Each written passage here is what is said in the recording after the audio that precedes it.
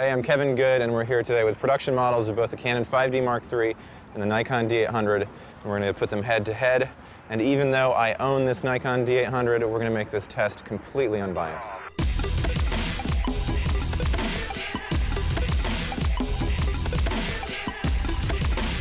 First up is the stills resolution test. A lot of people have made a big deal of the 36 megapixels of the Nikon over the 22 of the Canon. So what we did is we put the same 50mm prime lens on both. We shot at f8, locked down, did everything we could to match these pictures exactly. Now looking at them wide, they look very similar, but as we zoom in and really zoom in and start to pixel peep, we should get a chance to see if the Nikon is a little bit sharper than the Canon, and it is, but probably not nearly as much as people would expect.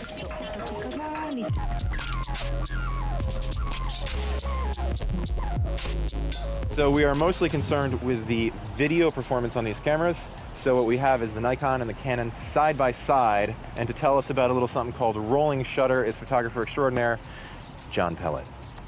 Thanks, Kevin. So in video mode, the cameras aren't actually using a physical shutter. The camera is actually reading the image digitally from top to bottom.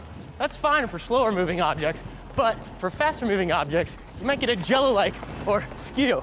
Notice how as the horizontal speed, the vertical line. God. Thanks for that, John. I'm actually really impressed at how both of these cameras handle the rolling shutter. This vomit-inducing shaky cam would have been unbearable on an older generation digital SLR. If we freeze frame it where we can see a horizontal and a vertical line together, we really get a clear comparison as to how they're both faring. I think the Nikon has a slight edge with less vertical skew and rolling shutter, but they're both pretty good.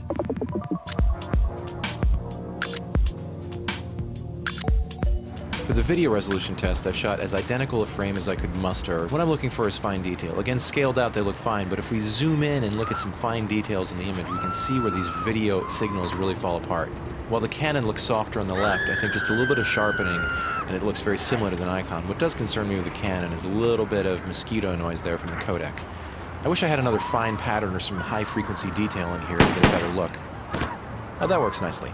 Now I want to bring in an extra image to show you just how bad these cameras actually are at resolving detail in video. The image on the right is a still photograph taken and then scaled down to 1080 resolution. In other words, the image on the right is what the other two images should be looking like.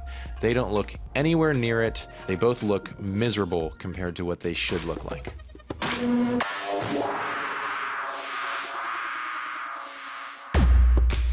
I wanted to do an ISO test with these cameras, so I went onto Craigslist and found a couple strippers for 20 bucks a pop. So the way this works is I deprive the sensor in the camera of light by stopping down either the shutter or the aperture, and for every stop I go, I make up for it with ISO. And for every stop I go, my $20 Craigslist strippers have to take off one piece of clothing. So you can see the ISO at the bottom. At the top I have a test chart that I metered to be, incident metered to be exactly the right exposure. And the strippers that are a little bit of a ways back are incident metered to be exactly 2 stops down.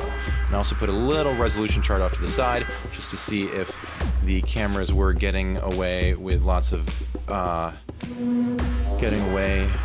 clean signals by just bowling over all the noise with noise reduction. And the Nikon seems to be losing out a little bit. Some of these higher ISOs actually simulated because the cameras don't go this high, so that's just, I put gain on in post just to see if because I wanted to,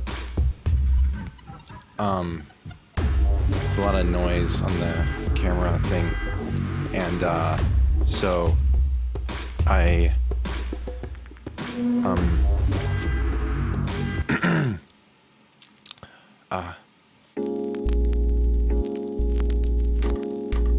we wanted to do a stress test on the cameras, so I found myself a child for 20 bucks on Craigslist.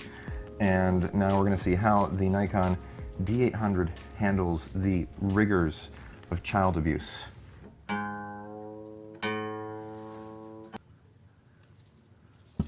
Sing it.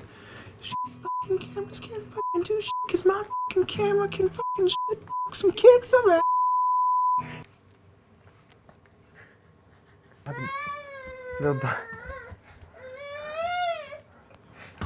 camera still works.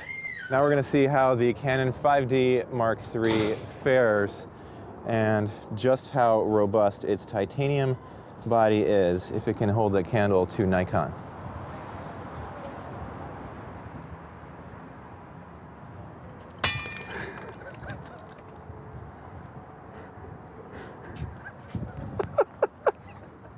Okay, let's cut it.